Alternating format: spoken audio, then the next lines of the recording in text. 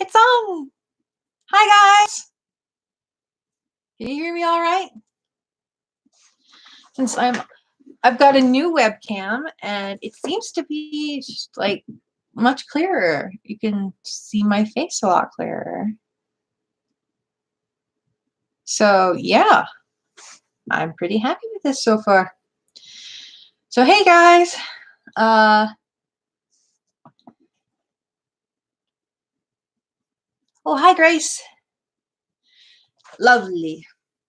Not as near as much sneezing as there has been in the past.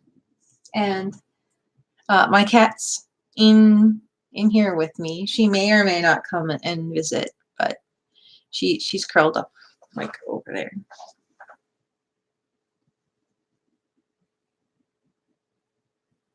Yeah.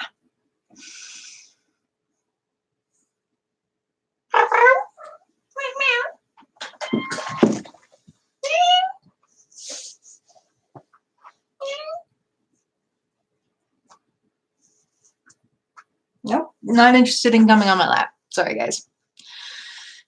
So, yeah. So yeah, stuff I've been doing lately. I've been doing many things. Oh, you're getting a harp? Cool. Sounds fun. Oh, by the way. Got my tea. And this one is Twinings Classics English Breakfast Tea. Ta-da! So it comes in a fancy tin and it's all loose leaf. See if you can see that. Yeah, there you go. And I use a little measuring spoon. This is for 1 teaspoon. Nyuk, nyuk, nyuk, nyuk. So, ta-da! And yes, I've put copious amounts of almond milk in here as usual because that's how Fiona rolls. Yeah. So today, my plans are to give you guys a glimpse of how I put together quizzes, because I have the chapter 11 quiz to put together. So I am about a third of the way through it.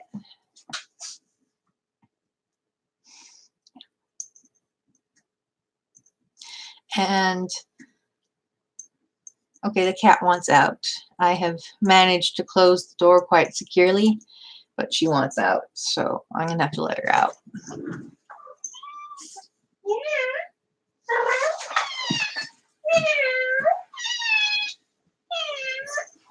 First, say hello to everybody. This is the kitty cat.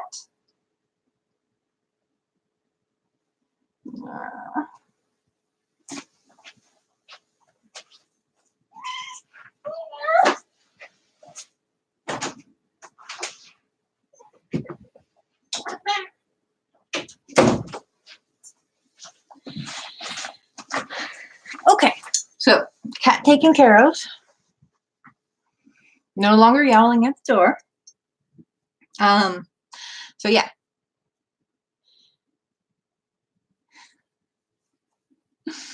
Yeah, cats are funny creatures. Pretty funny creatures.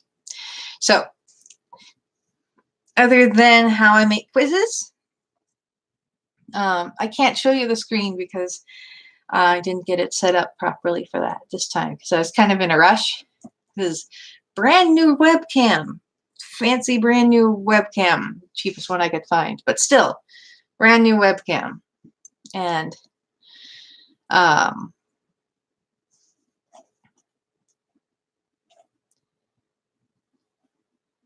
yeah, yeah, setting all that up was kind of a little bit of a, aha, is everything going right? Okay. Yeah, I think that this one is a lot better than the one that was in my old laptop, or that's in my cell phone. I think this one's a lot clearer. And I think that because the internet connection is faster on this computer, and I make the whole world shake, that you guys are going to get a higher frame rate while live streaming. So that'll be nice. Yep. Okay, so I got distracted again, but other plans for today, I'm just going to talk about some things that I've been discussing with other friends of mine, figuring out some things that I want to see happen in the Tolkien Elvish language community, and ways I'm going to help make them come about. Because there have been rumbles for a long time trying to figure out how to get this stuff going again. Because I think that for scholarly discourse, okay, I should tell you guys about that stuff later. First, greetings, everybody. Feel free to enter into the chat room any questions you have about Tolkien's languages, and I will answer. And I'm going to run you guys through how I put together the quizzes. And maybe you guys can help me come up with a few of the quiz questions. So,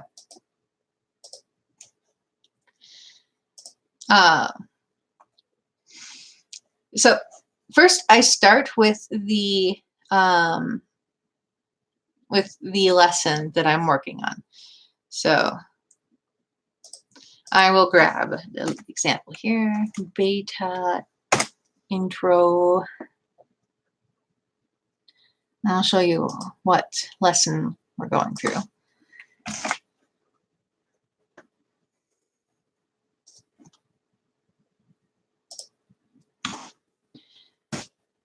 The link just popped up in the chat. Click on that, and you will see the quiz that I'm working on, or the lesson for the quiz that I'm working on.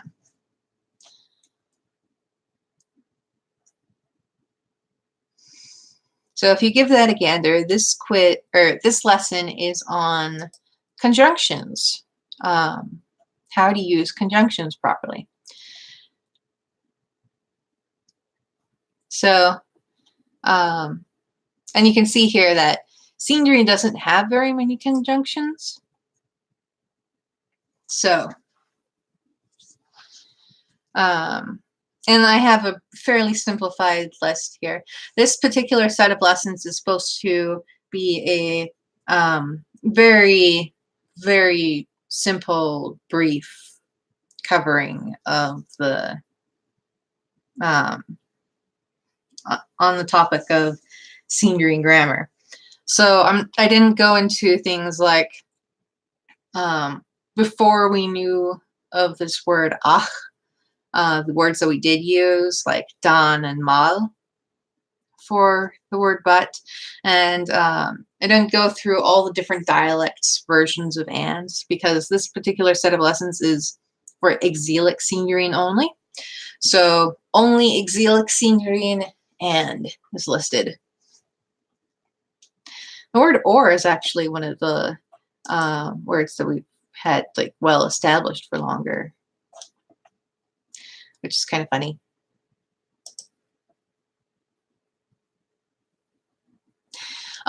You can be Grace, actually, like or AH. The H appears only before vowels. So the exilic dialect uses ar instead of ah. Ah, ha. Yeah, and there's another version which is Az. Like that one's not very well established. Like we have Tolkien working out its mechanics in one document, but we don't really have examples of it outside of there. And the one is usually preferred.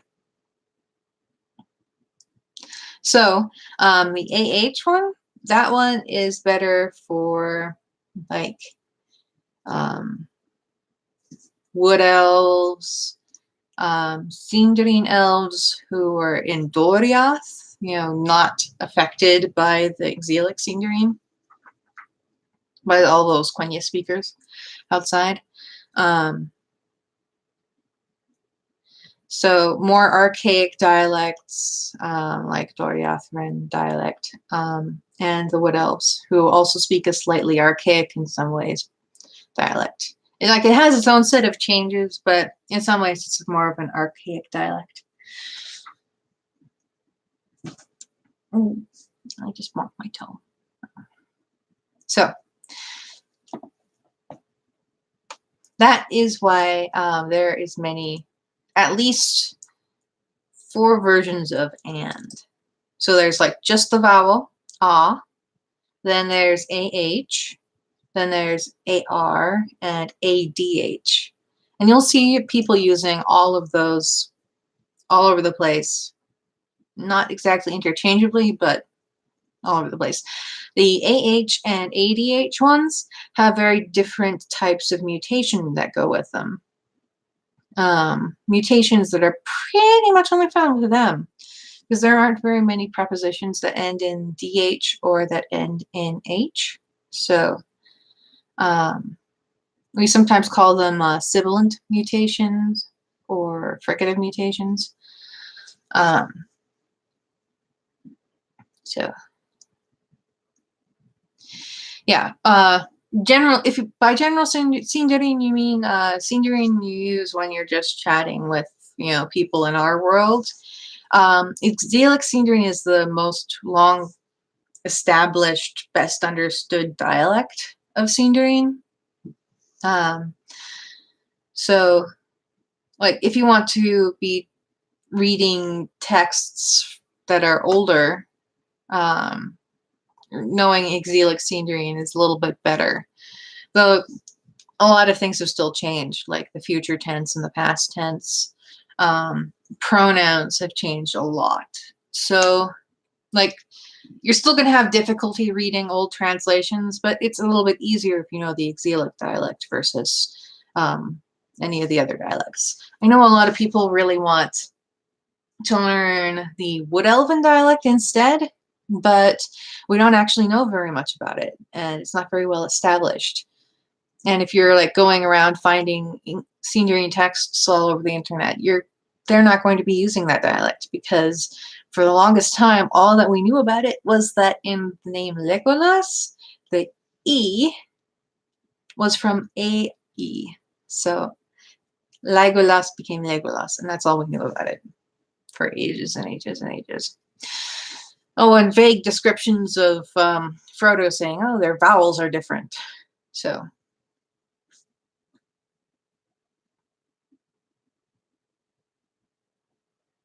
Arithil instead of Ahithil. Ahithil. Yeah.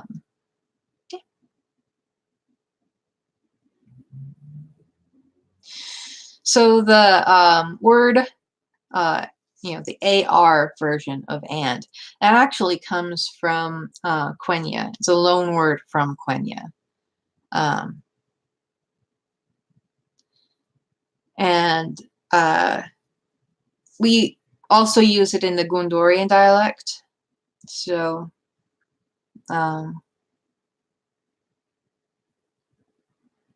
like the exiles have a pretty wide sphere of influence when it comes to Sindarin.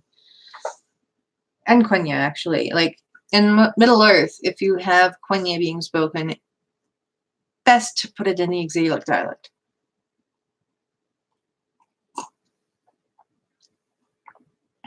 So the exilic dialects of both Sindarin and Quenya are probably the most useful for you. But if you're writing Quenya, like writing it in Tengwar, it's best to know a little bit of the archaic Quenya as well, because archaic spellings are archaic. Yeah, the older spellings of words is reflected in in the writing, even if you're not pronouncing it the same. So the word Sindarin in Quenya, that is actually a Quenya word. The Sindarin word for Sindarin is Edelan and not Sindarin. So you would spell it with the symbol for a TH, which is a thule or thule, instead of a silme for Sindarin because of the history. Sindarin comes from the word Thindarin instead. So you would spell it with the TH symbol and not the S. Things like that. And you also have to be careful which V's in Quenya come from W's. So if you've got a V that was a W, you have to write it with a W instead. I think somebody is like knocking on the door. I think that's my roommate's brother. Looks like his car. Anyways, hello, Calvin.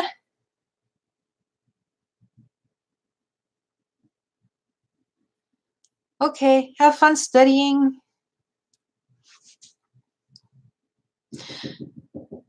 Okay, I think he's locked out. So let me go open the door for him.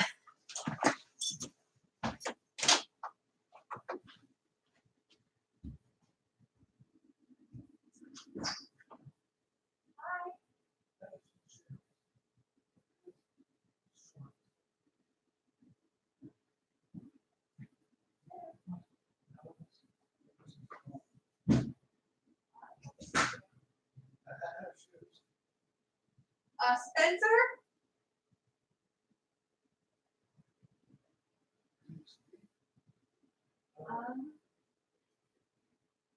He might be downstairs.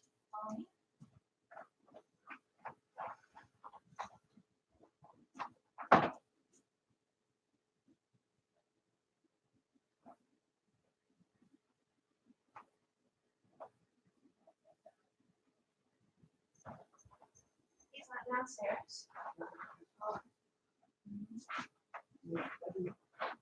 Let's check.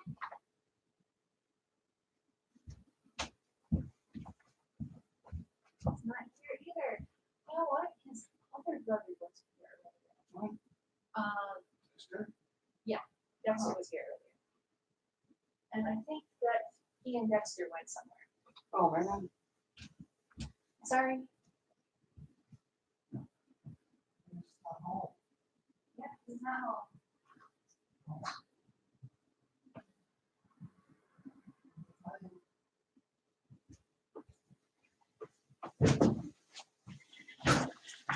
Sorry about that, guys. Okay. I have a question here. Okay, can I demonstrate how to pronounce the MH/V with a tilde on top?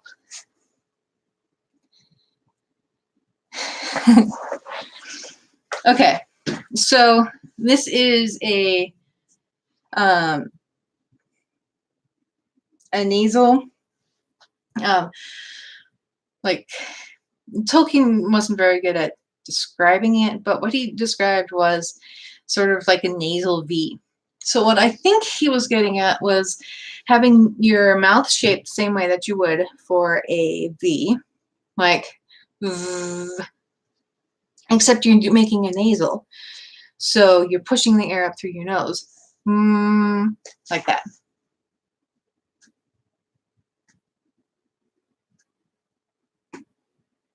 So it's a little bit different from an like that.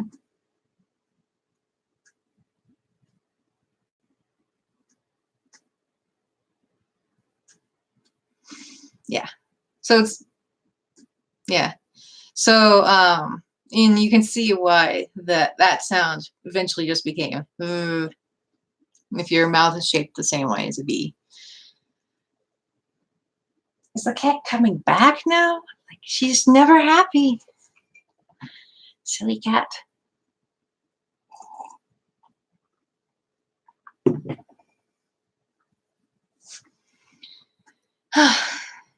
Okay.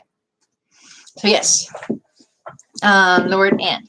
So once I have, gone back over the lesson and we were just discussing it in detail, then I open up a document that I call quizzes, and I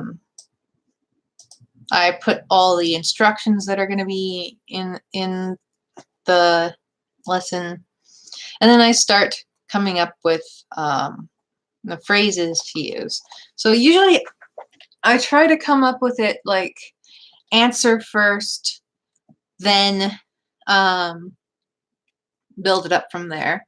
So first I write the answer, and this one I'm coming up with different phrases with conjunctions. So we've got tree and leaf, brown but red, deer or bear, water and bread,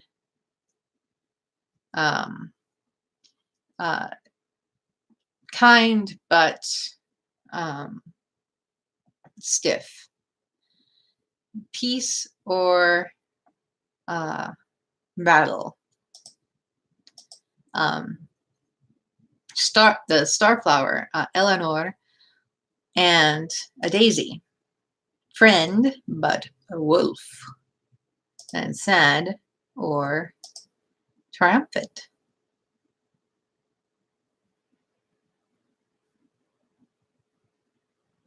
Okay, bye-bye, Grace. Have fun walking your dog.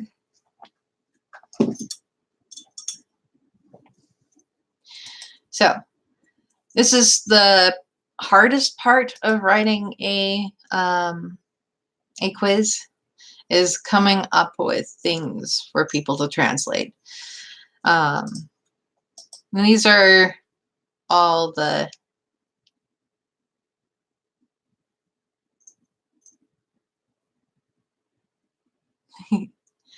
adjectives without any noun.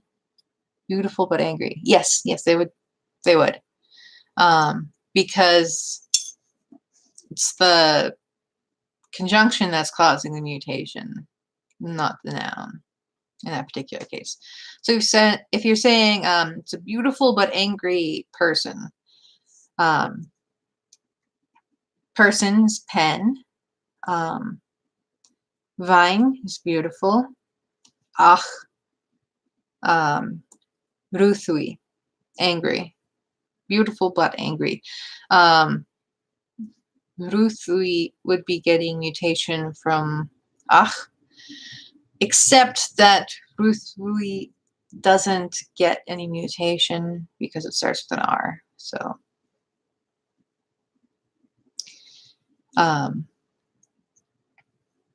but yeah, if it was a word that started with a consonant that would be mutated, then it would be mutated because of the preposition in front of it. Or not preposition, but conjunction. So yeah, the line between conjunctions and prepositions in Sindarin is pretty blurry because especially with the word and. The word and descends from the word meaning with, like together with, along with. So it's sometimes also used as a preposition. Okay, so, and this is what I've been doing. I've been using my printed out dictionaries. It's just easier to flip through them. So this one's Hisueloke. I've got the Parma El Lambron word lists, and I've got Parvi Thief. This is a pretty good, like, basic get all your bases covered sorts of thing. Yeah.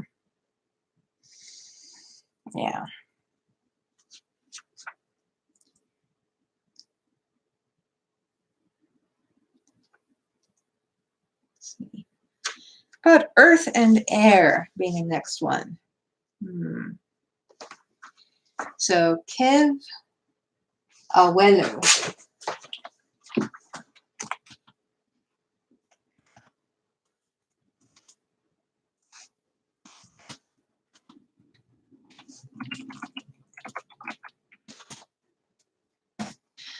Like one problem I have with making these quizzes is that when you have a mutated gene, you have to replace it with an apostrophe. It's always so annoying because, like, if you're starting from a different Latin alphabet, or you're not having, like, when you're typing online, the apostrophes don't immediately become slanted. They, like they do in Word. So I have to go through and replace all those. Also, sometimes people prefer to type their answers in Word and copy and paste them into the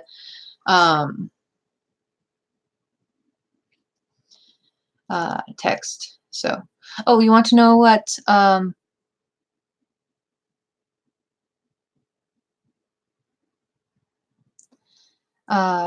pen means? Pen is just the word person. So I was trying to distinguish between mutation that comes from an adjective following a noun versus an adjective following a conjunction. So yeah, that's just why I used pen.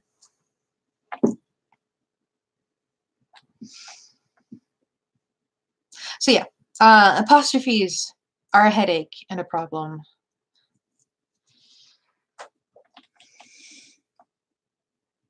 Yep. Okay, so that's one problem with Kevawelu. Earth and air.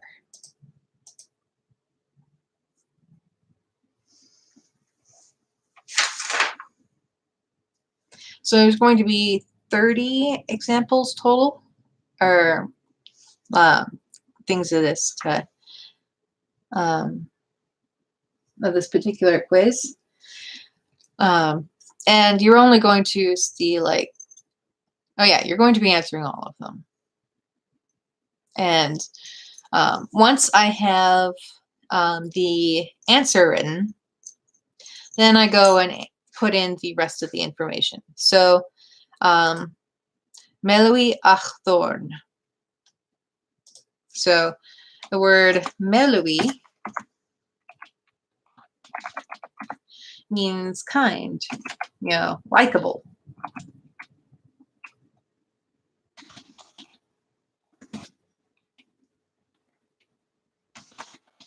And then Gorn means stiff or thrawn. And then the English translation. Because the way that it's set up is first you have the words that you're going to be using in the translation, then the English version of the translation. So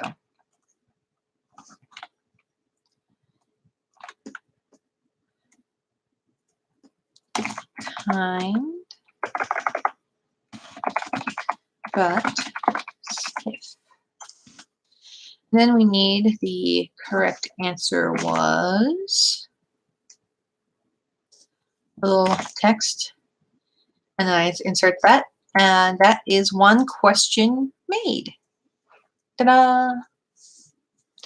And then once the questions are all made, I will take.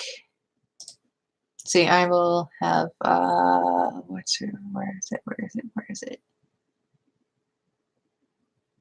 I keep moving everything around. And since I got a new computer, everything's been moved around.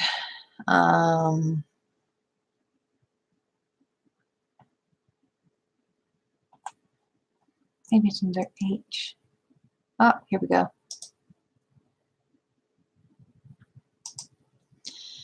Forgot to include my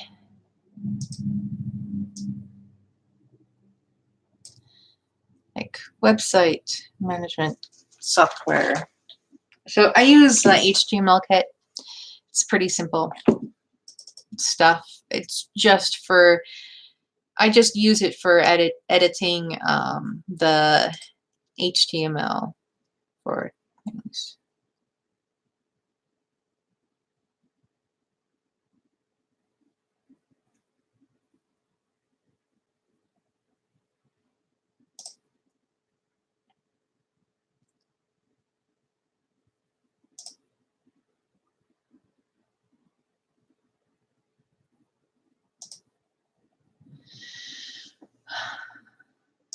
Don't want updates.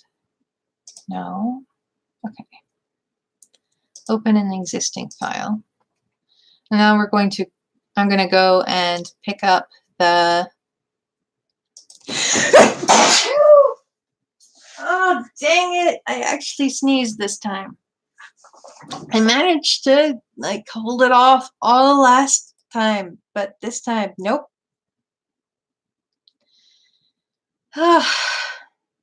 Sorry, guys. I try not to sneeze, but I did anyways.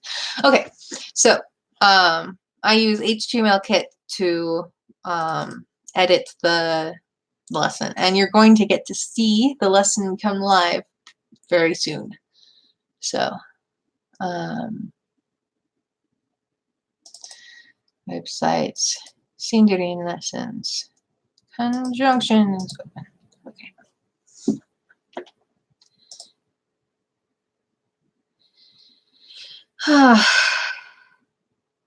I hope I don't sneeze a whole bunch more. That's annoying. Okay, so I have the real Elvish Academy open, and I slip into the back, and I do make a new lesson.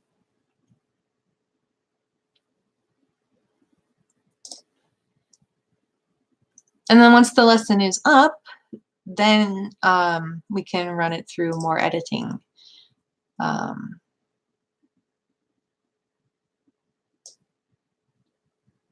Things. So I'm going to change the title of this. I think I'm going to make it words with conjunctions instead of nouns, because you can also run it with adjectives and adverbs and verbs and sentences. You can connect pretty much anything with a conjunction. So lesson 11, words with conjunctions.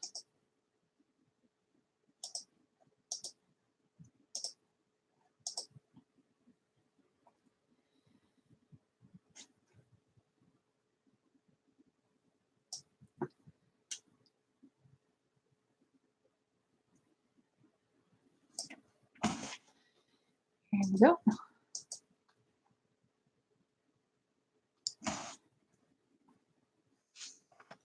I just copy and paste the whole HTML shebang into the editor. So nice and easy. And we want the URL to be more manageable. So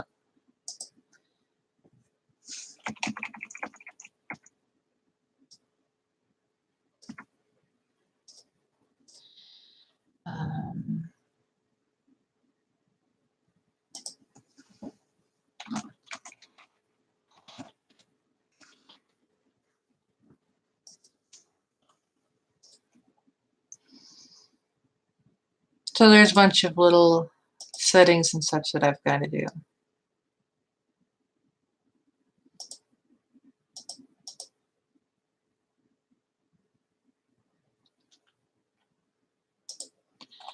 And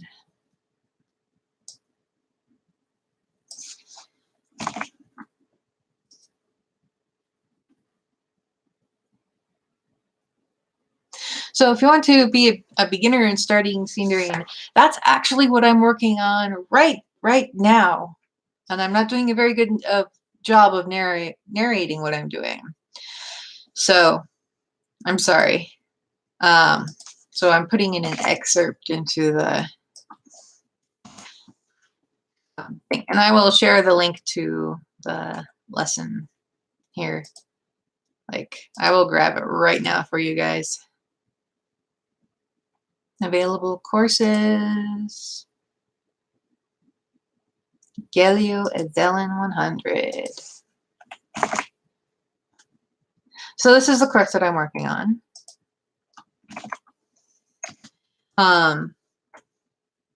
And we've got like a whole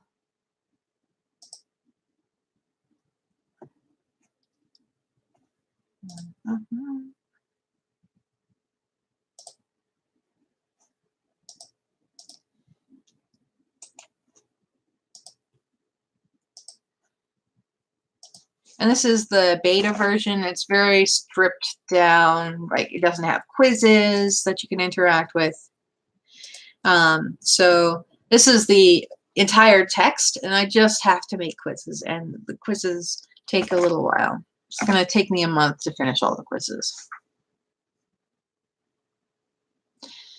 So that's the full text of the book, but it's not everything, if that makes sense. This is incomplete. It's not been edited fully. That's part of the reason that I'm popping it online bit by bit here, is so that I can get people's feedback on it. At this point in the editing, we're working on the clarity and if the assignments are properly supporting the material in the lesson.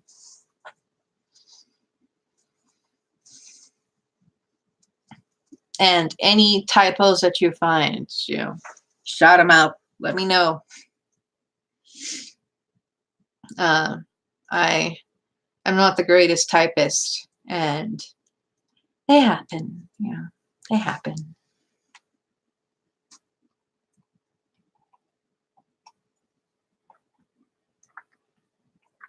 Oh. An English breakfast tea is very nice. So, any second now, I will have the lesson up. Though it won't have the quiz yet, so. Short codes, got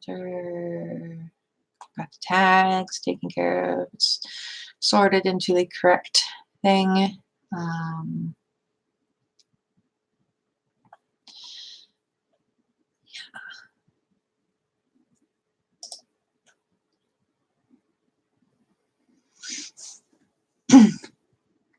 Okay, so this can be only started if you've learned vocalic mutation first.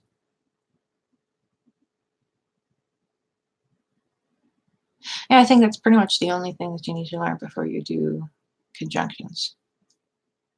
You need to know what prestaneth is. Okay, so there's two lessons, lesson 2 and lesson 3, that you need to have under your belt before you start this lesson.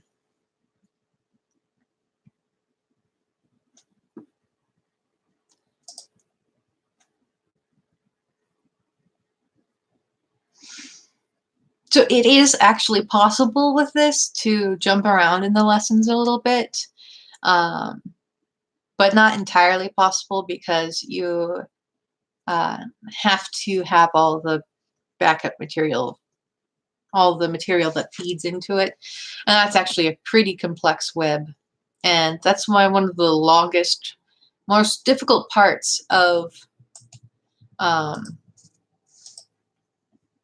doing these lessons was figuring out the order that I would teach them in. So here is the new lesson. It doesn't have a quiz yet, because making the quiz is tedious and takes forever. But that's where it will be.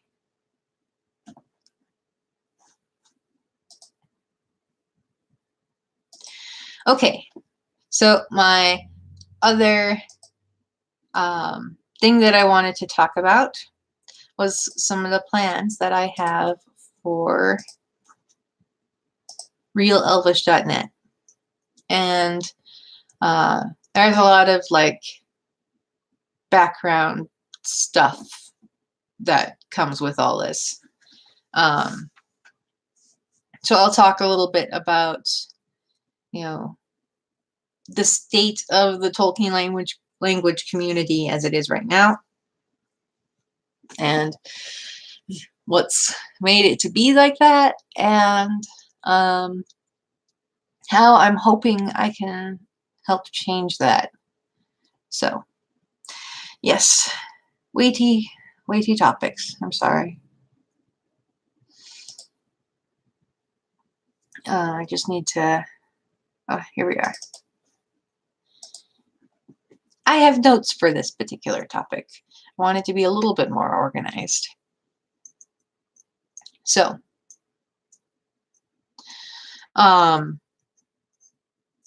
one of the problems in the Tolkien language community lately is that there is very little in the way of organized publishing of translations that you can find, and there's very little in the way of academic analytical texts on Tolkien's languages lately. Like early 2000s, it was booming. There was like a little explosion of activity there, and we got a ton of really good articles out of it, articles that we still cite today. And, you know, in the past decade or so, that has slowed down very, very much. Part of that is that, you know, the Lord of the Rings movies have stopped releasing. You know, there was only 3 of them, so they stopped. And then after that, the interest in the whole fandom, you know, slowly declined. Well, I think it was actually at its peak in about 2005. Like the fan activity was at its peak in 2005. But it's been declining ever since. So some of that is to be expected, but there is another thing, because I'm seeing like plenty of people brainstorming ideas and such on Tolkien's languages, which is really great. Brainstorming, lots of fun. Problem is that when you're brainstorming, it's kind of a half-baked idea, and you haven't fully thought through the entire thing yet. So the problem is like social media and chat rooms, because we have moved from you know, the stationary websites with really good organization model to all of us chatting on social media platforms like Facebook and Google Plus, and also Discord. Discord is great, but it's a chat room. Things get, any new idea gets buried super fast. Same problem with things like Facebook and Google Plus. Trying to find absolutely anything in there is almost impossible, because the way they're organized is just to have the most interesting, newest thing up at the top. And you can't find like, oh, somebody had a really good post about such and such like 3 years ago. You can't find it. It's not like a forum where, also in forums things could get buried, but you could much more easily find dedicated topics on these sorts of things, and dedicated discussions to these sorts of things. And this means that there's just not as much in the way of like critical, careful thought about Tolkien's languages. There's plenty of like half-baked ideas floating around, and it seems like everybody's got a few, including me. But you know, those like brainstorming these things, coming up with this these new ideas, you know, it's fun. It is a lot of fun, and it is more fun than writing a paper. But we need to have these well-researched, carefully organized papers again. And, trying to find them these days, it's like if they get posted on Google Plus, they get buried within a few days. Same thing about Facebook. It might have like a little spurt of activity on that topic, but very quickly it gets buried beneath everything else. Things like, oh, I'm getting married and I have an elf-themed wedding, buried beneath that, and all the other crap. So, we have a problem with academic Tolkien language papers publishing. Another problem that we have is sharing translations. And the problem is, again, finding people's translations. Like, you're like, okay, I remember somebody used a word, this, to solve this one problem. It was a really neat solution. I need to go back and check what they did. And then you try to go and find it, and you can't, because it was on Google Plus, was last month. Good luck trying to find it. Stuff like that. So, detailed translations where you have all of your reconstructions, all of your problem-solving notes, like at the bottom. We need those, and we need to be able to find them. And we need the organized thoughts on papers and such, findable, so that you can start building a knowledge base again instead of just endlessly chatting. So I have, I think, come up with a solution. So the Real Elvish Academy website, I just posted a bunch of links, but I will give you the basic website now.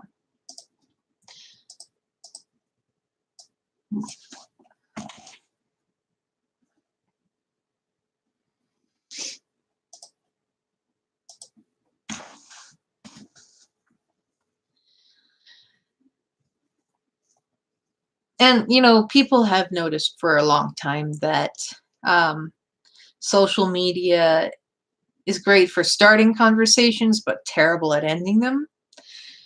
It can get a spark of an idea going, but it's only the very beginning spark of that idea. It's not the full flame,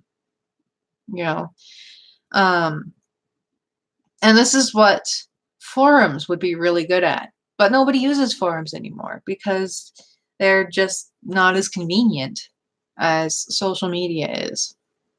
And that's actually why I deleted my forum on my website. Nobody was using it. Nobody was coming there for help anymore. So it's like, nobody's using it, so off it goes. Oh well. Which is kind of funny, because for a long time, when I was constantly changing the URL on my website because I was hopping from host to host, free host to free host, the ProBoards website was the only thing that was steady. Oh, the Kickstarter is actually over, Andrew. I'm sorry. And the Kickstarter was actually for the Scene Dream course, which I'm working on now. Okay, got distracted again. So yeah, we need to have, a place to post these things, and we need to have incentive to get this sort of stuff going again. So I'm going to open up the Real Elvish Academy for posting linguistic articles, and I'm going to make a whole section of the website just for new linguistic articles on Tolkien's languages. Also updating old linguistic articles on Tolkien's languages, with new information, stuff like that. So I want to start building the website, or the knowledge base again, in a more organized fashion. And like, I don't know how much yet, but once I am earning more money through my website, I am planning on paying people for their articles. So that would be another incentive for people to, do these articles, to do these linguistic articles. And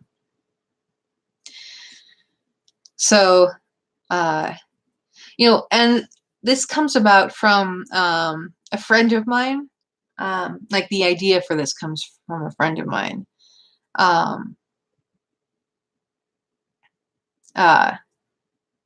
Like, his website went down, and then the material was saved and it's put on now, like, archived on a French website, and he doesn't do it anymore. But he had a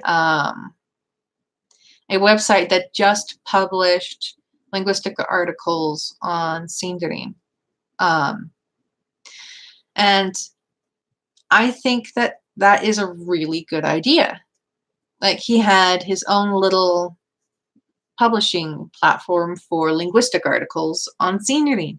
And we need that again. Not just with Sindarin, but Quenya and Arunaik and Black Speech, all of them. We need to have this going again. We need to get linguistic articles flowing again, because there is so much new information to go through, and we need some, really well done articles, synthesizing all this new information, putting it together, analyzing it. I was thinking about this. This is Parma El de Lambro number 22. Very pretty book. And I pulled out all of the tabs I had in the top of it, so it would fit more easily into the thing. But it used to have like a forest of tags up here. So anyways, this edition has a mountain of new information, and I don't think it's getting properly analyzed by the community, because there's a lot of like little spits and spurts of analyses, but they get so buried so quickly and nobody can see it. So it's not adding to the community as a whole, which is a problem. And I think that taking the Real Elvish Academy, making it a place that you can publish linguistic articles on Tolkien's languages, that would be really useful, really handy. And I,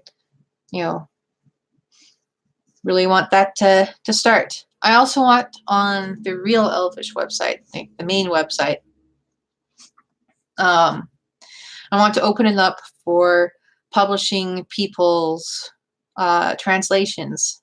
Oh, welcome back, Grace. Did you have a fun time walking your dog? Okay, sorry. So yeah, I want to open up realelvish.net to other people posting their translations on there, like poetry, prose, probably mostly poetry, as long as it has the very careful lists of reconstructed words, problem solving that you did and such, so that people can see how it works, how other people are solving these problems. And I can have a special section of the website that's just listing these.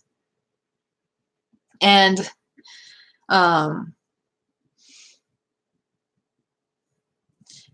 hopefully, this would make it so that people are able to,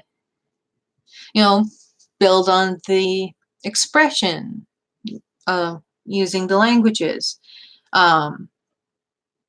build up the knowledge base, the creative use of the languages. So that is 2 things that I'm planning to do with my website. First one, other than finishing the Scene Drawing course, I mean, yeah. So first one, linguistic articles onto the Real Elvish Academy with the incentive of paying people for them. Second one, getting people's translations onto the realelvish.net. And they would be posted in the blog part, but with the many, many ways I can organize things.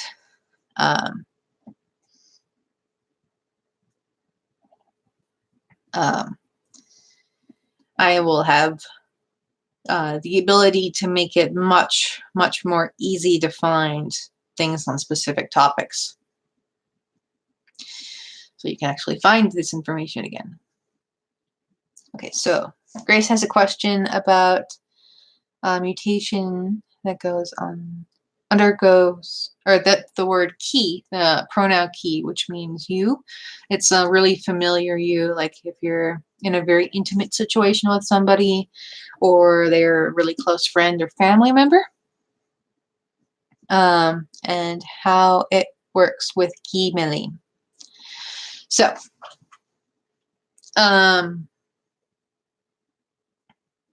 so what's happening there? First, key becomes keen because it is the direct object of the sentence, and it needs to be in its oblique form. So keen. And then what happens is that the C becomes mutated, becomes a G, so keen. And then because it precedes melin, the N mutates the M, and this means that the M actually drops out. Nasal mutation, the N often disappears. So it becomes gimelin. Now, if you have de, which is the plural you, sort of like y'all in Southern English. In my dialect, it's actually you guys instead. So you might have heard me use that a few times. So, hi, you guys.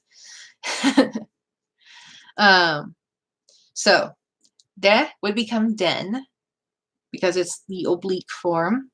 And then would become then because it is mutated as the direct object.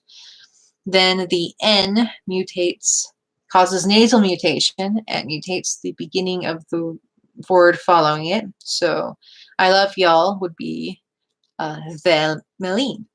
The Meline. Like that. Ta-da! No problemo. I probably put the stress in the wrong place for that word. So, yeah.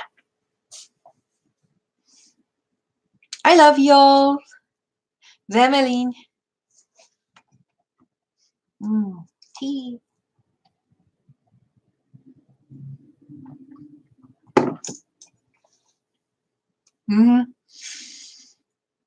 Yeah, sentence structures with pronouns are a little bit different.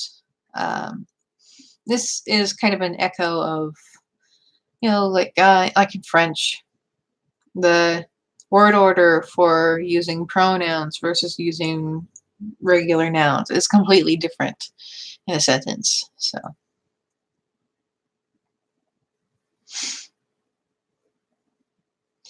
and Sindarin does the same thing. Quenya doesn't, though.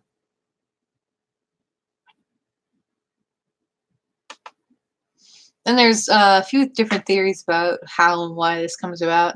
And it seems like Tolkien was shifting his grammar a little bit, like as he was writing Lord of the Rings. So, Lelinathon versus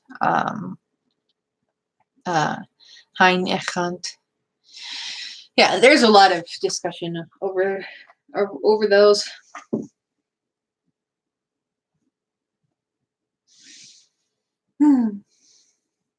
All right, guys. I've covered the 2 topics that I wanted to talk about. So tell me things that you have questions about in Sindarin, Quenya, Tolkien's languages in general. And I will answer if I can.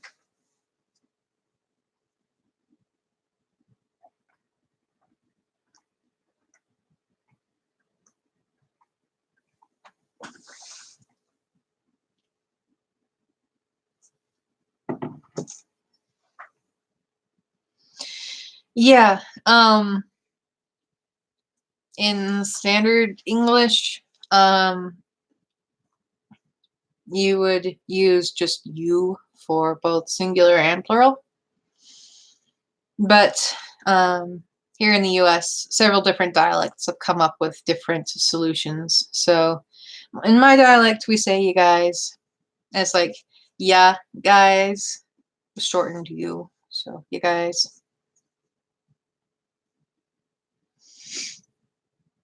Well, thank you. Yeah, these are a couple problems that I've been noticing in the Tolkien language community for, years now, and trying to figure out some way to solve them. So, yep.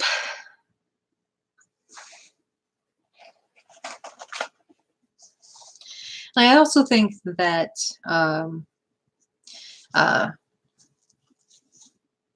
inviting some people to come in and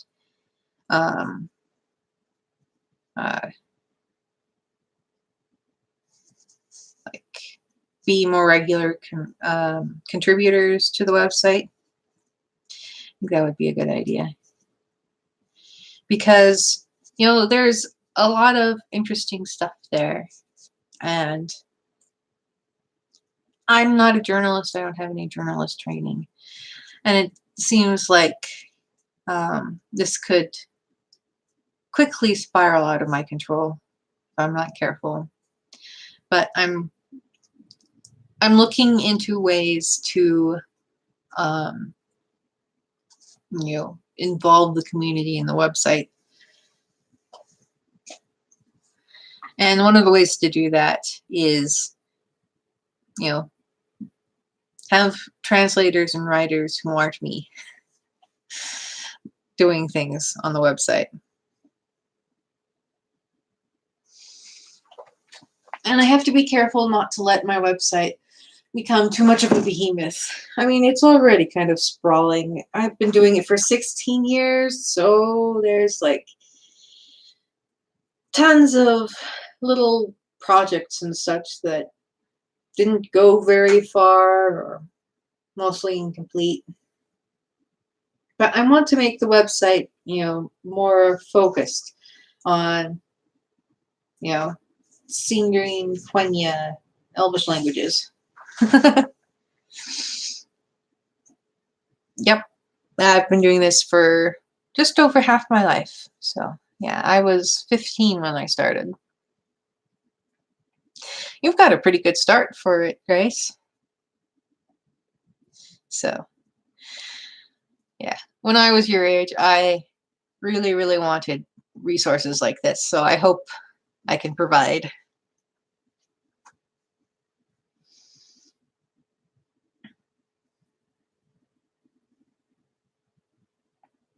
So how old are you, Grace, if you're not 16? I realized you were a teenager, but I thought you were on the older end of the teenager scale. Oh, well.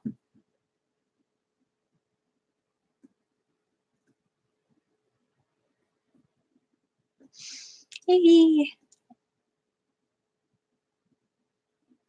So yeah, you were about the same age that I was when I started.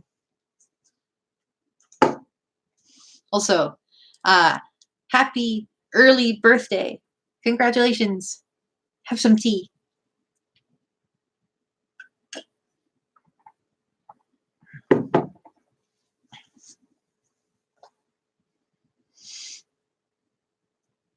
Hmm.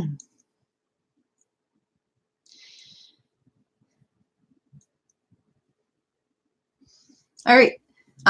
Any more questions about Tolkien's languages? Maybe writing with languages? I can talk a little bit about Tolkien's method of using translations in his works.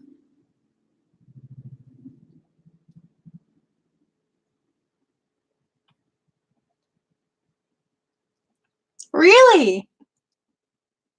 Oh, that's cool. That makes me feel so special. Well, yeah. Yep. The 23rd is indeed a Sunday. Yeah, I hope so. For the foreseeable future, I will continue to work on the weekdays and then have my weekends off. So,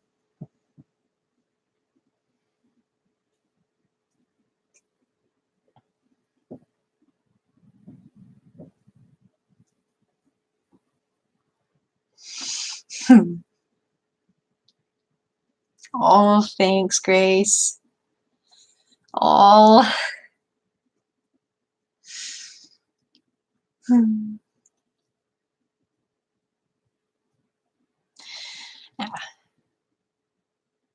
about how much should I pay people for linguistic articles? I know, like the standard thing with publishing linguistic articles is that you pay the place that publishes you because they have to peer review it and such for peer reviewed articles. But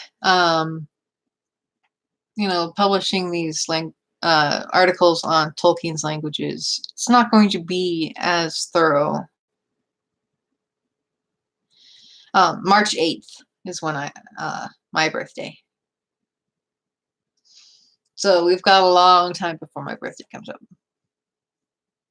Well, you are. I might get a visitation from the cat.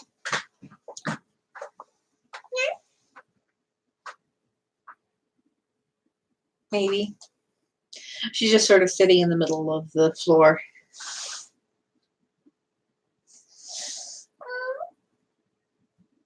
She came over at least. Oh, now she's just pawing on my chair. Maybe.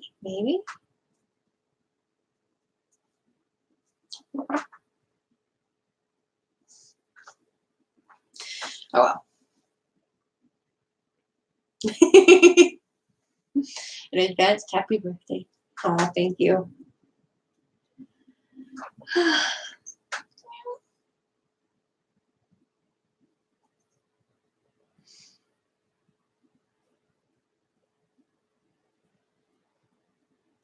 Looks like she's not interested in coming up.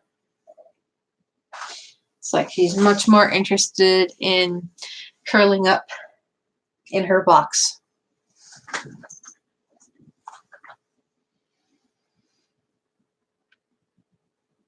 Well, that could change.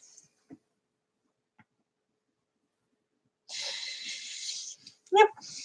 And the Kickstarter stuff is almost completely over with. I'm just waiting for one more person to give me t-shirt sizes. Then I can send off the last of the t-shirts. Then that's all over. Yay! And then I will be free to just work on the textbook and churn out lots and lots of quizzes.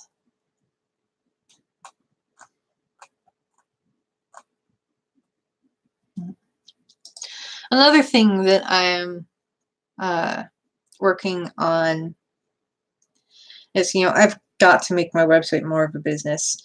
And, I don't really have much experience with, being a business, having a business. So that's difficult.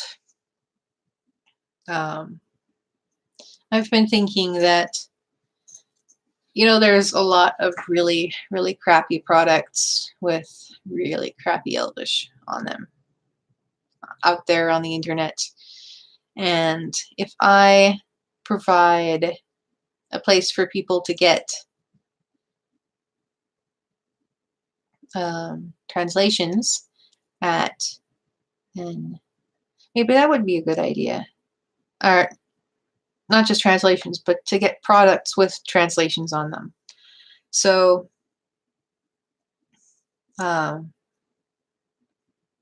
you know, with trustworthy translations, which have the exact meaning explained in detail, things like that.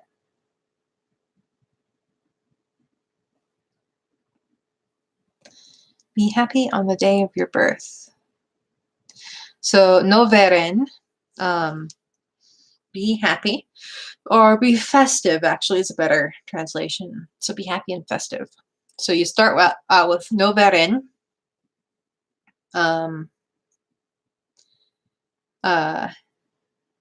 Erin aur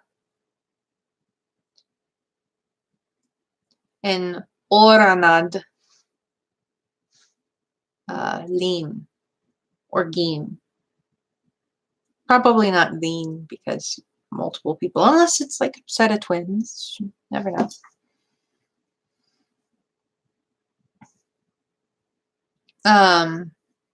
Since it's of your birth, you would have to use of the birth your or birthday your.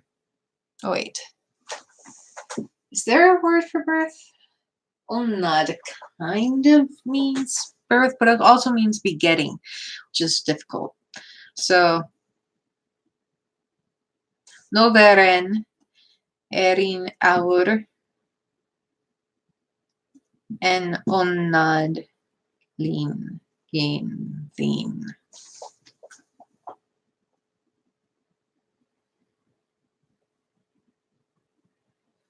So, noveren erin aur en onad. Oh, and I haven't set up my Elvish keyboards yet, so I'll just have to do this here. I'll just copy and paste it. Nope. Damn it. Come on, I want the circumflex and the I. Okay.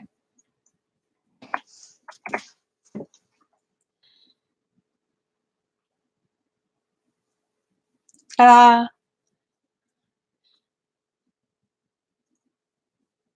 So yes, you would need of the because it is an of the.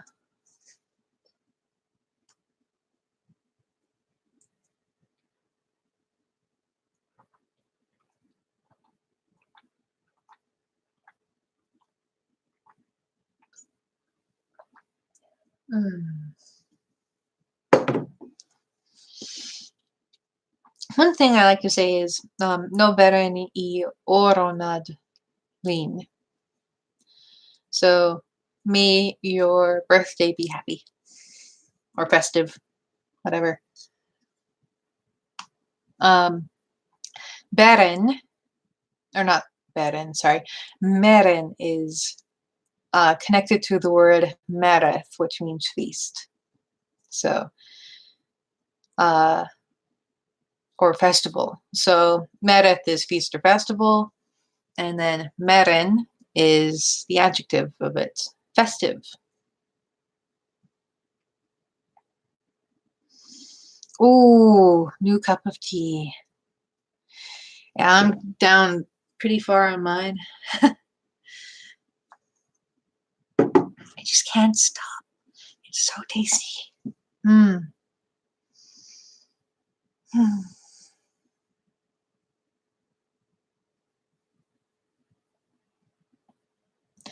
All right. Other people who are here, go ahead and ask me about random questions about Elvish grammar or vocabulary, and I can go into depth and explain things because this is fun.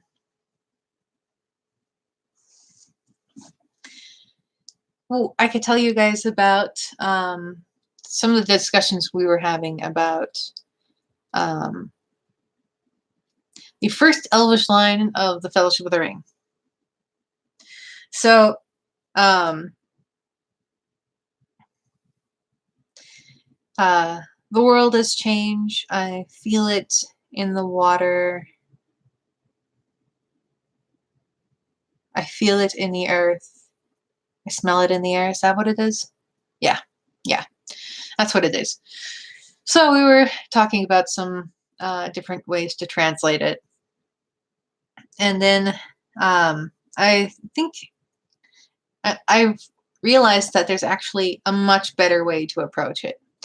So if you've got a copy of A Fan's Guide to New Sindarin with you, open up to the section on Elvish cosmology. I think that's chapter 8 somewhere. Hang on. I will grab the page reference for you. Oh, that's time of day. That was a fun one to write. So that's about trades. Maybe not. Chapter 8. It's about thinking. Where is it? Where did I put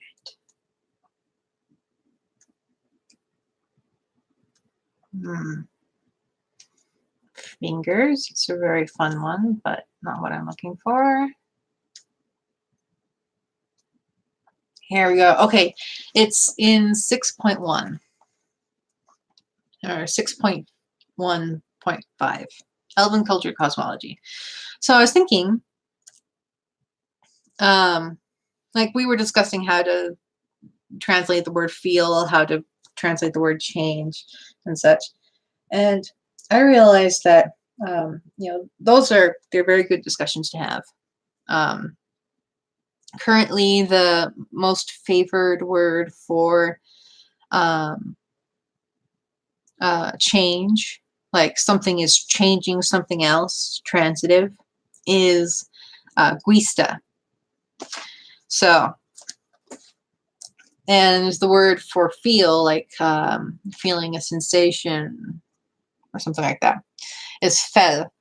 And matha, which is the verb that was used in the movie, actually means like if your handing something, stroking, feeling, wielding, you're handing it basically.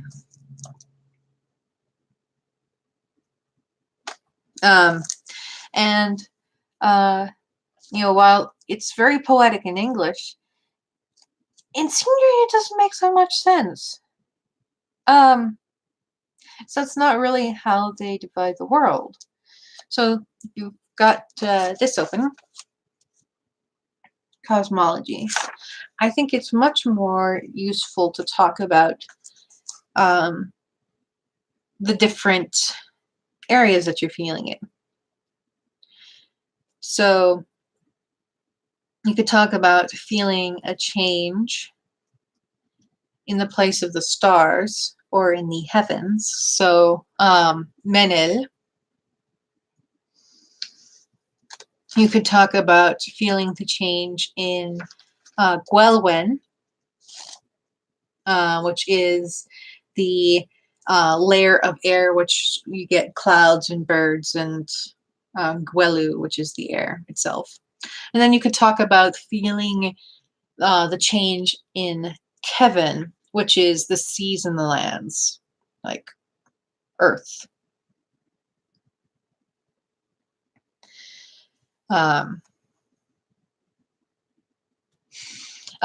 The reason that people don't usually use prestanen there is because prestanen, presta, the verb, is usually used intransitively, which is why I didn't want to use it there. I like to use it both for transitive and intransitive, because then you don't have to fuss around with a new word. Because you can use prestanen and then prestasen. Prestasen means it's transforming. Prestanen would mean that it's being changed by something else. So, yeah, you could say prestanen llamar or llamar prestanen. Either one is fine. It's separated by is, so it's fine. And if you put an adjective like prestanen before a noun, it's pretty much like automatically guaranteed to be read as adjective is noun, like that. So prestanen llamar is changed is the world. But you can also do it the other way. So llamar prestanen. There's not much difference in meaning. So either one, perfectly fine either way.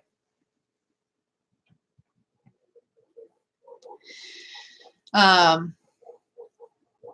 like to use prestanen for that. So instead of saying llamar prestanen, I think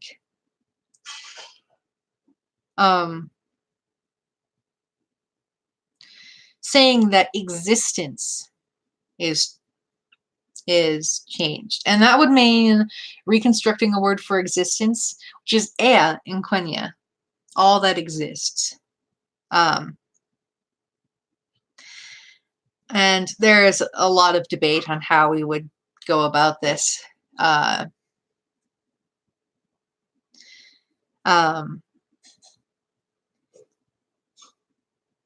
think in senior it would probably just be e, like an e with a circumflex accent over the top of it. Because ea comes from enge, and the ng part, the nasal vowel, the velar nasal, not vowel, consonant, was lost. So, and so was the final vowel. So all you would be left with is the e, I think, in Seen Dream. So you would, but I can see why people would have trouble with this. The reason that I wouldn't use Amar is just the inhabited world. That's it. It means the settlement. So yeah, I wouldn't use it.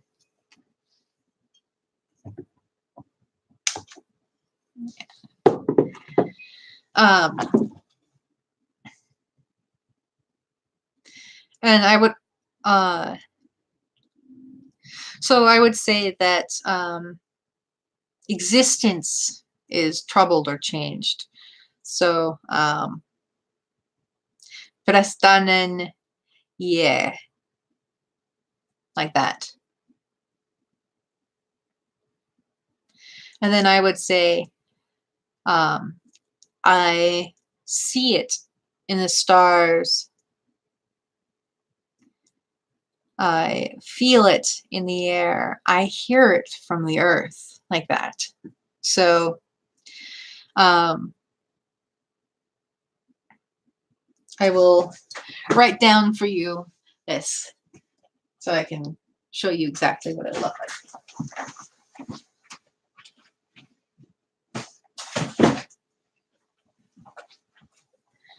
I have my trusty old notebook here. It's got my Spokon sticker.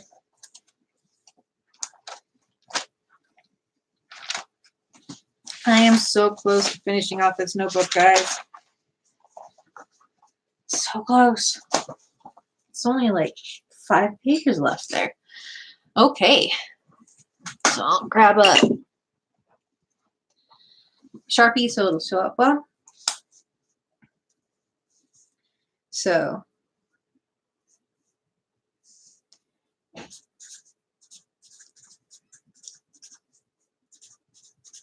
Prestanen i. So the world is changed.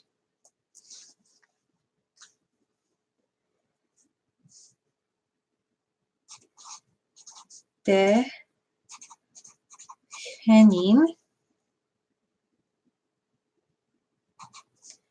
vi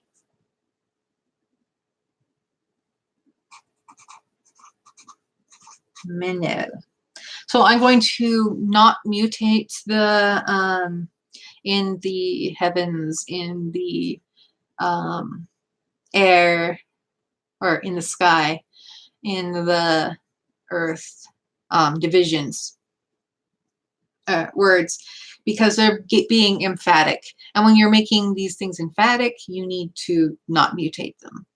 So, dechenin menel. So I see it in the heavens. De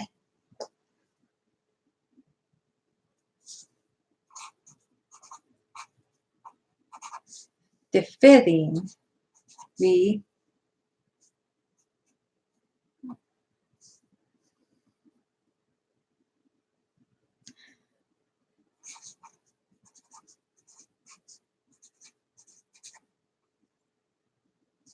deferin vi gwelwen.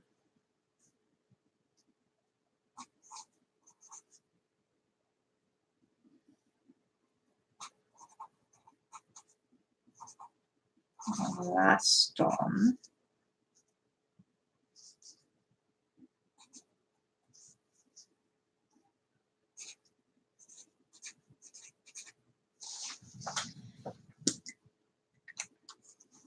So, like this. Prestanenie de genin vi menel, de felin vi gwelwen, de laston vi Kevin. Like that. And that's how I would handle that first part. And while it's not as poetic in English, I think it's a lot more poetic in the Sindri language itself. Because this is much more how they break down the world. They break down the world into, the places where the stars are and the void above that. And the air where birds fly and, clouds are, and the air that you breathe, and wind happens. And then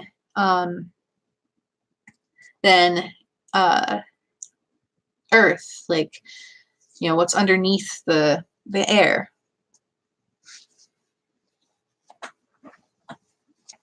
Exactly. They would think about it that way. But of course, the writers are not part of Elvish culture. They're, part of our modern English-speaking culture, influenced by the scientific revolution. So they are thinking about the world in terms of, elements instead. So she talks about feeling it in the air and in the earth, and or smelling it in the air, feeling it in the water, in the earth, and smelling it in the air, instead of the three divisions that elves have for the world. So that is why when you are translating stuff for elves, you have to consider the fact that they don't think about the world in the same terms that we do.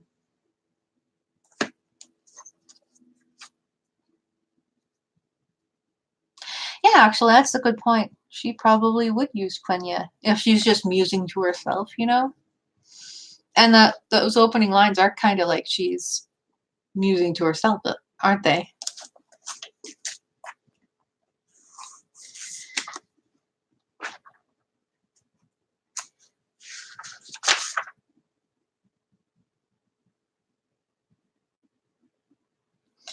All right, let's try doing this in Quenya then. Hey. I'll have to pull up a Quenya dictionary because my Quenya grammar isn't, or Quenya vocab lists aren't near as extensive as my Sindarin ones, you know, in my head. So,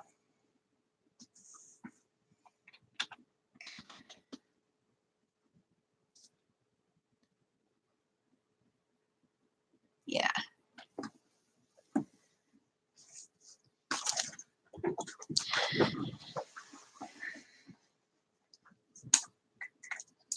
So, oh, and she would use the exilic dialect because she likes to, you know, spit on Feanor's grave.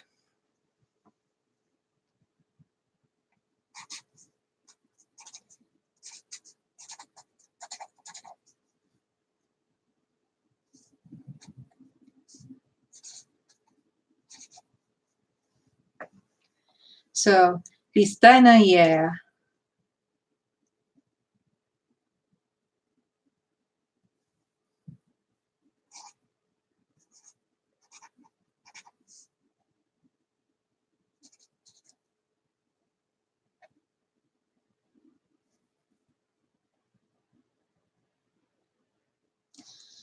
Oh, is it Manelese or is it Manelde?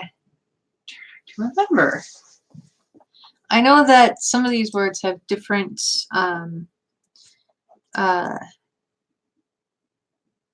not conjugations. What's the word? Cases. The cases act a little bit differently.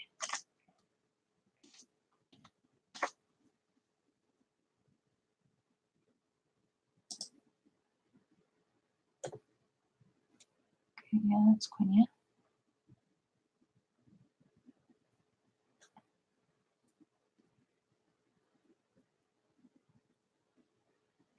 Yeah, it is Menelde. I was right in vaguely remembering that.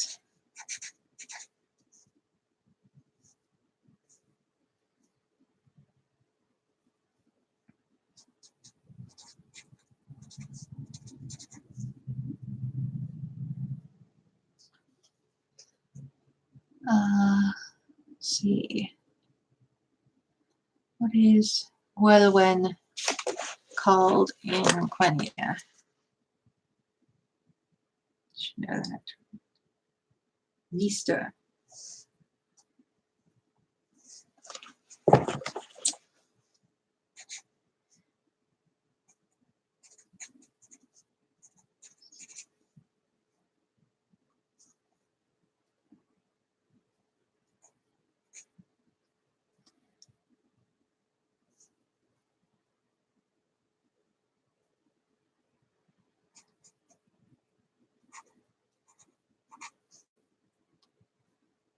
Karin. Sa.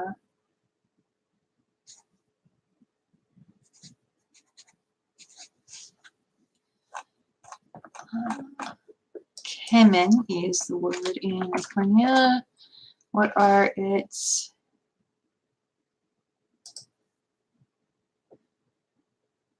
locatives? That sounds right.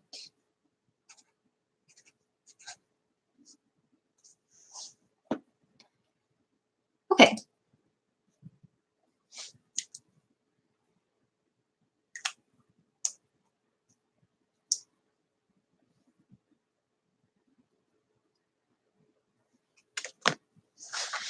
Okay, so in Quenya, Galadriel would be saying, Vistaina yea, keninsa menelde, felinsa vistasse,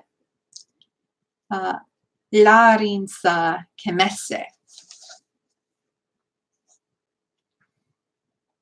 So yes, and that is dividing it again into the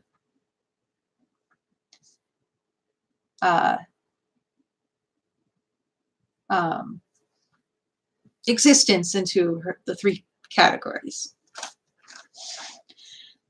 heavens, air, and earth.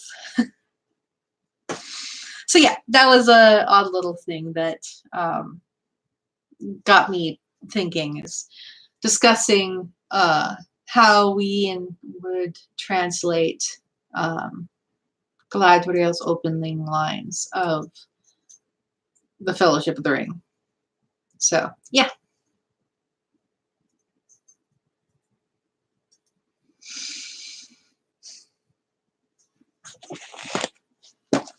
Yeah.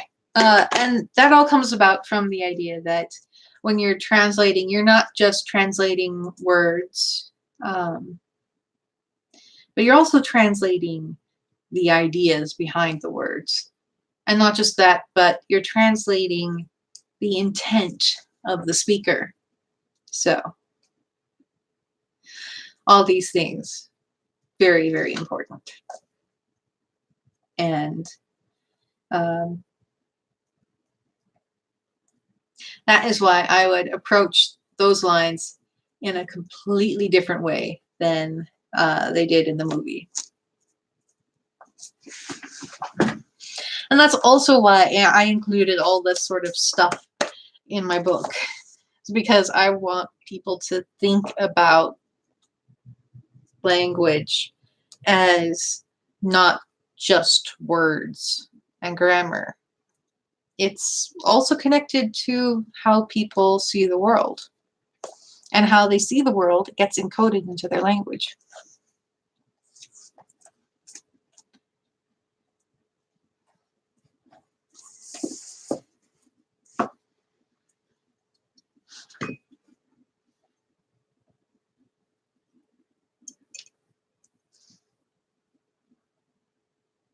Is that kind of what, like I said, at the back? At the back of what?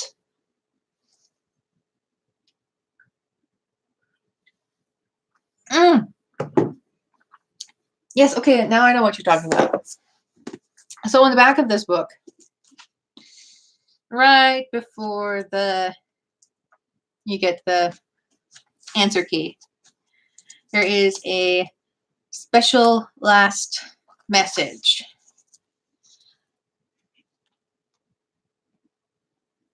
Is it able to see that? I don't know. Okay, whatever. It is in Sindarin. So it says, I'm Eldir Melis. Avoveno aden genio I now bedwi hen. So, hello, male friend or female friend, whoever's reading the book. Don't leave until you understand this last thought. Avo nevio bith, nevio noi. Don't translate words, translate thoughts. Heniol se I ngolanes roveleg I belin anlet anlen. Do you understand? This is the most important lesson that I can give to you. Bihedrenil neviolvae. If you understand this, you will translate well. Novair, and that means goodbye. So that is the last part of the last lines of the textbook.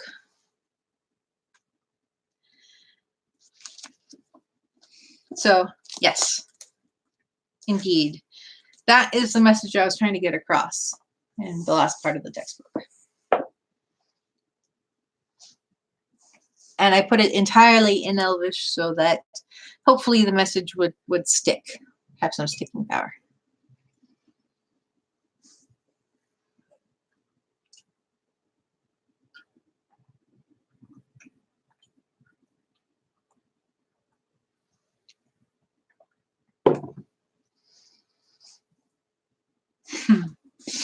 Penultimate, that's the second to the last.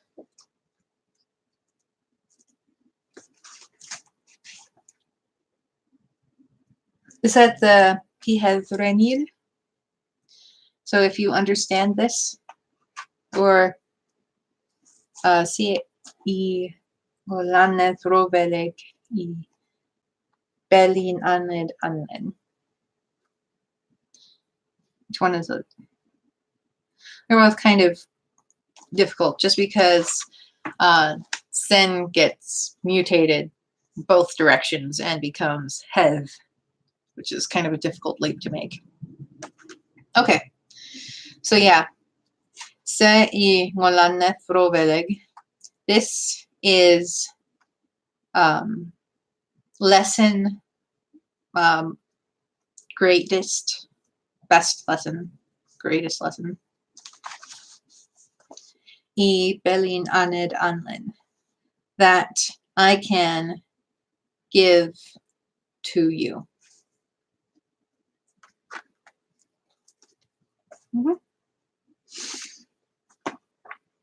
I had a little sticker on it. It's probably not exactly where it should be. Close enough. Yeah. So it's originally like that, so I could find it more easily. And yeah, forest as usual. So lately I've been cleaning up some of my old books and removing all the tabs.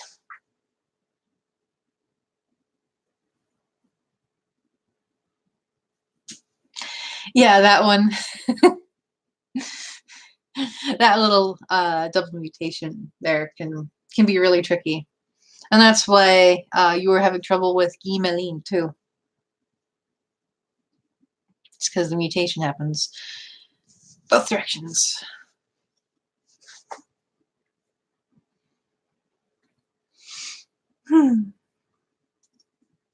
Looks like we have 18 minutes left. So, any last minute translations want to help with? Yeah, it can be. Figuring out the translation can kind of be like figuring out a riddle.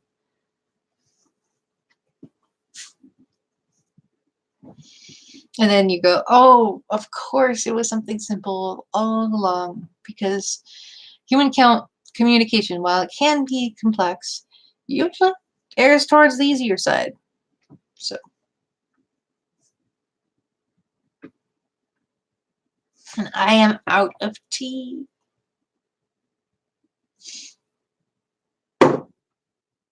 One more tea.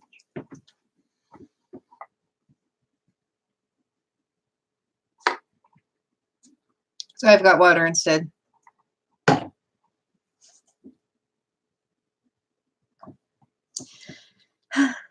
And I've got the can of tea here, but you need hot water and sugar and the almond milk.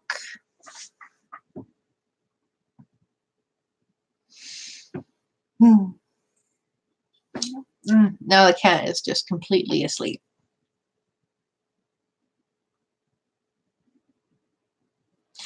I'm good. Yeah, I have Discord on my phone too.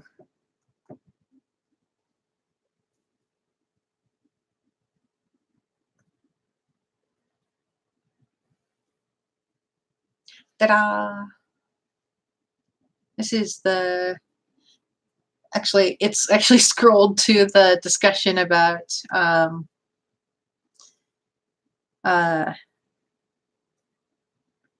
to translate that.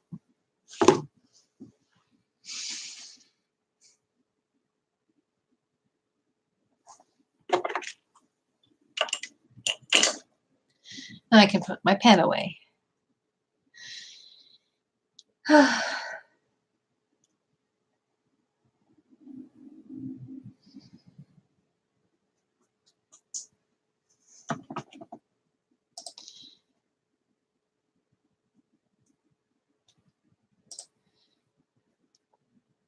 See, yes, I posted this everywhere.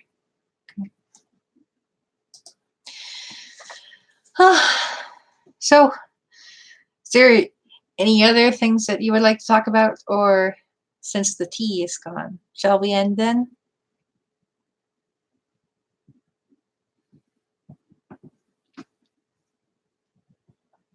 Unless you have any really interesting questions about Tolkien's languages that I can get into answering.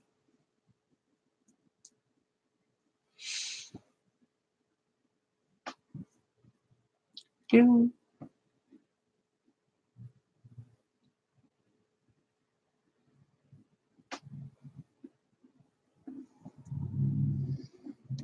Who is Theresa May? Sounds like a famous person's name, but I'm terrible at paying attention to famous people.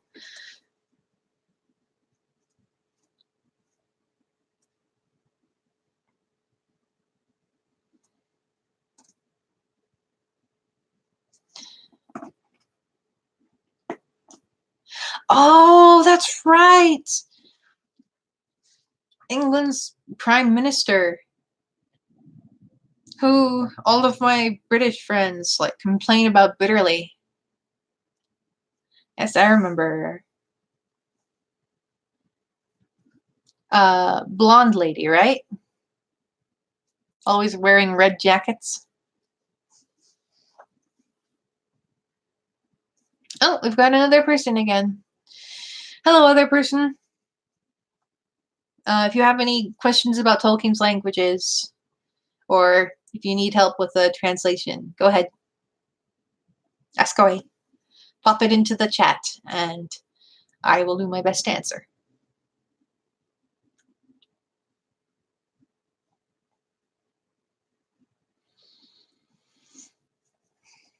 Yep.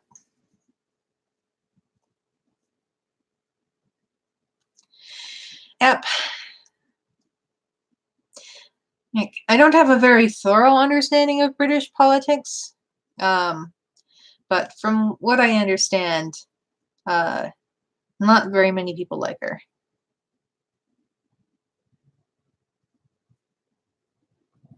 Well, at least there was a funny meme out of it. So, there we go.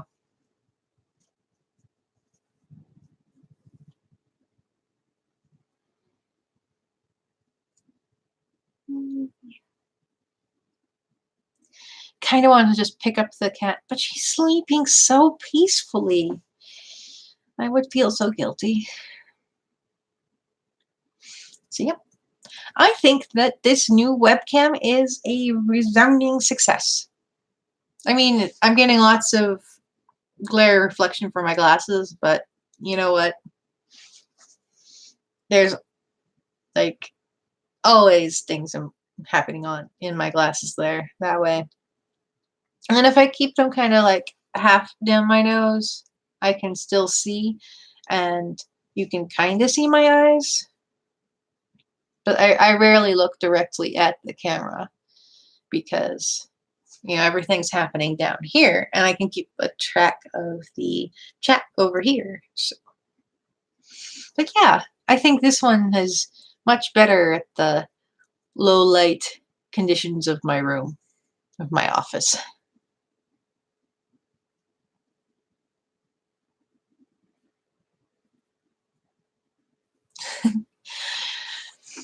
No, I'm not so certain. I mean, I'm really attached to toilet paper and modern conveniences. Like, I really like modern medicine. And in Tolkien's world, they didn't really have it. Like, think about elves. If you had some bunch of elven healers running around battlefields, stitching up humans, they'd probably cause all kinds of disease outbreaks because elves don't get sick. They call humans the sickly ones. Well, it's because the elves don't get sick. So they wouldn't understand contagious diseases. They wouldn't understand things like hygiene and needing to wash your hands. So elves would probably be great at spreading disease.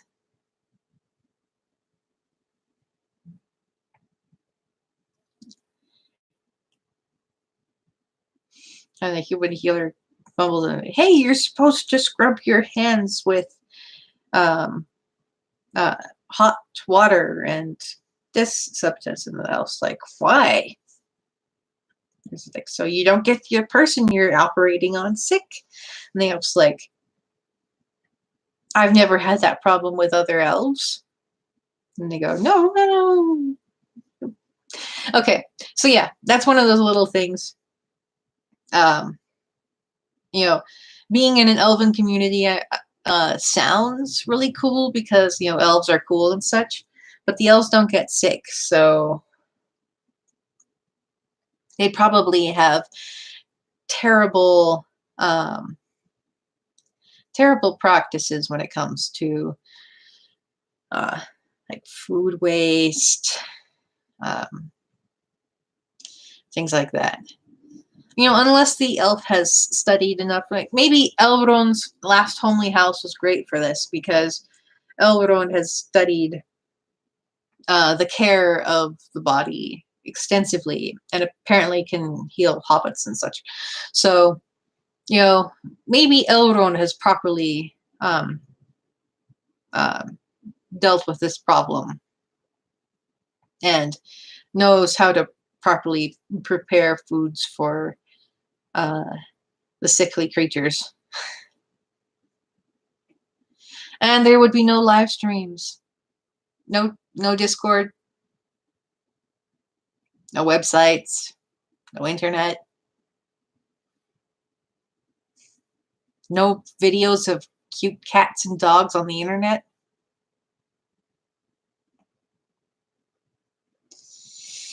Yeah, I mean, it's fun to fantasize about occasionally, and you know, sometimes dress up in a fancy elf dress and run around a little bit. But if you're honest with yourself, the modern world is really convenient. It's really handy. And, you know, living without its conveniences is just not fun.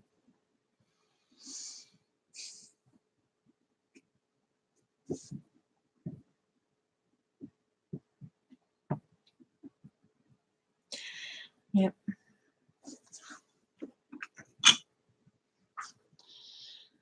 It's always funny when you're seeing things like people advocating running away from modern life and living in a cabin in the woods.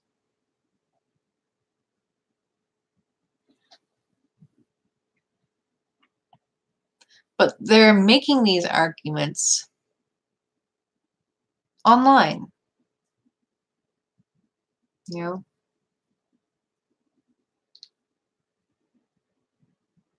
using modern technology, using the modern world to make that argument. But it's really not that bad. So, well, I guess, they're trying to spread the word, and the only way they can spread the word is through memes on Facebook. So, I guess they're making a sacrifice for the rest of us.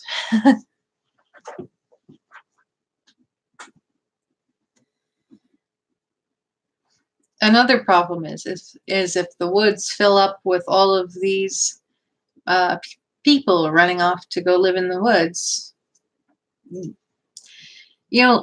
living like that actually has a really big impact on the environment that you're surrounded by. You very quickly overhunt it, strain its resources to the limit.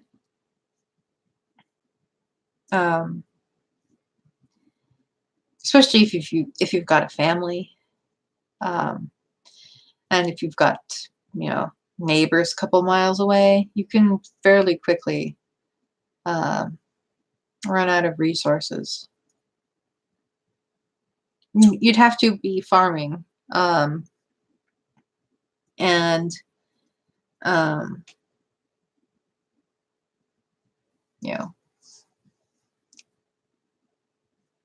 it's just a lot of the people thinking about, oh, I'll just go make a little colony in the woods, separated from modern life. They just don't actually realize what it would actually take. Um, like there's this romantic ideal of it, but it is just not realistic at all. And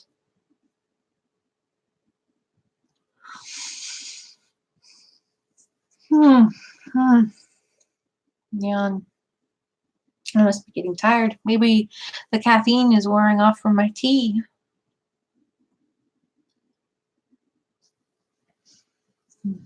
But doing this with you guys was fun. So.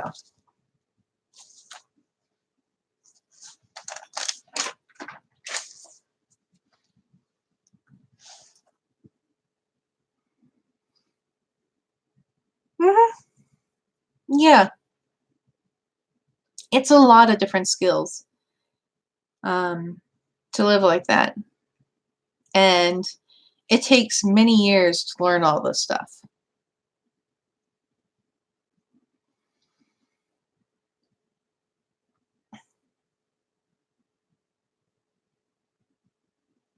So I grew up in like my folks' ranch was like a little hippie on our own sort of thing, but not completely cut off from the world. Um, we raised, grew, hunted most of the food that we ate, but we still use the modern world um, on our little hippie ranch. Um,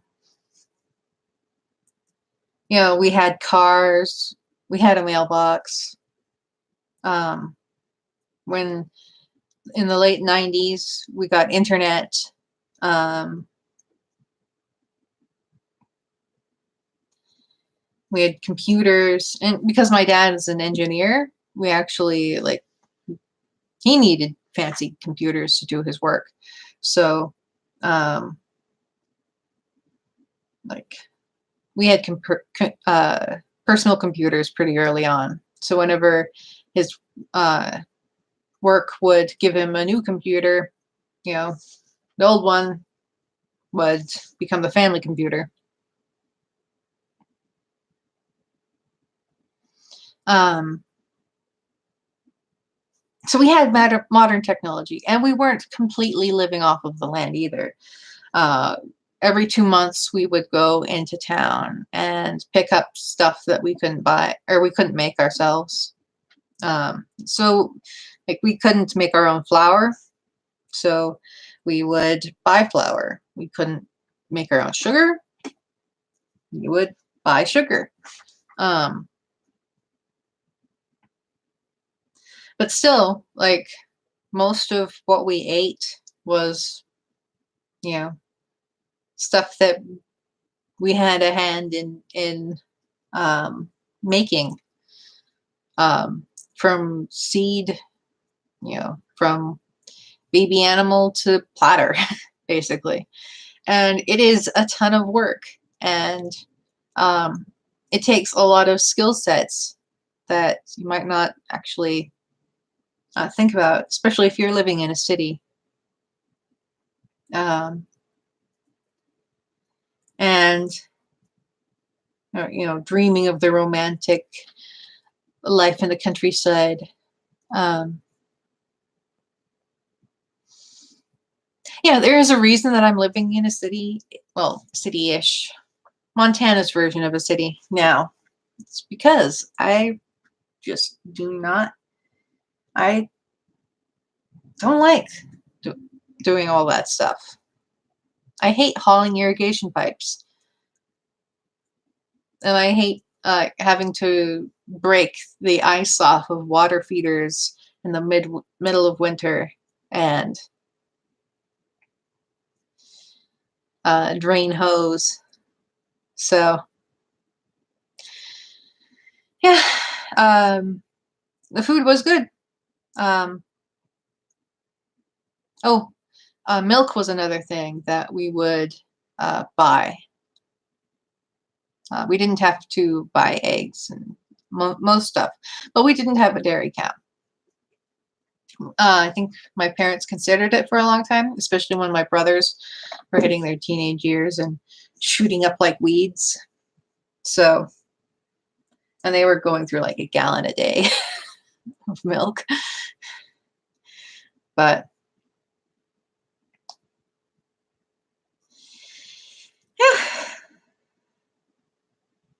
yeah, yeah, trying to live with very little contact with the modern world is extremely difficult, and trying to live off the land is extremely difficult. And my parents like came really well prepared for it. My dad has a degree in engineering. He can solve most of the problems that we come across. My mom has a degree in large animal husbandry. That means like being a vet, except for livestock. So they both already know a lot of the skills that they need. So they were able to do it.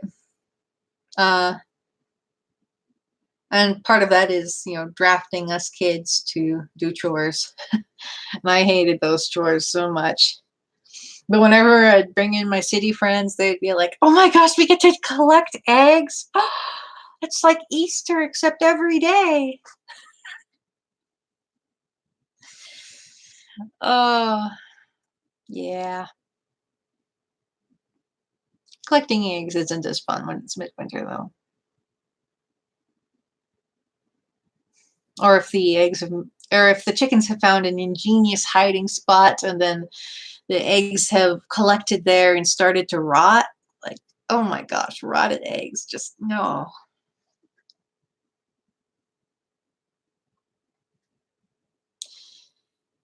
Yeah. So Montana has cities. They're more like towns for the rest of the world, but we call them cities. They're pretty spread out. Like there's always the really intense central part where the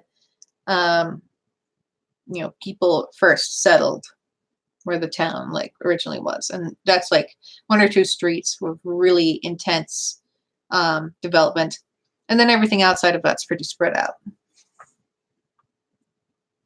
So out here where I live, I'm kind of in a suburb. Missoula is kind of branched into like almost like an O shape, maybe more like a C. So you have a lot of businesses and development on one side of the river, then it crosses over the river in a few different places. But then you have suburbs starting around where the university is, kind of going across much of the city in a path all the way across. And then you have businesses on the other side, the south side, and then you have business like the really big box stores like way over there. In the far northwest corner. It's almost like a different town. It's kind of difficult to get to. Yeah. Okay, it has been 2 hours. I'm out of tea. So I think I shall end the stream now. Thank you for chatting with me. It's been fun. Namarge.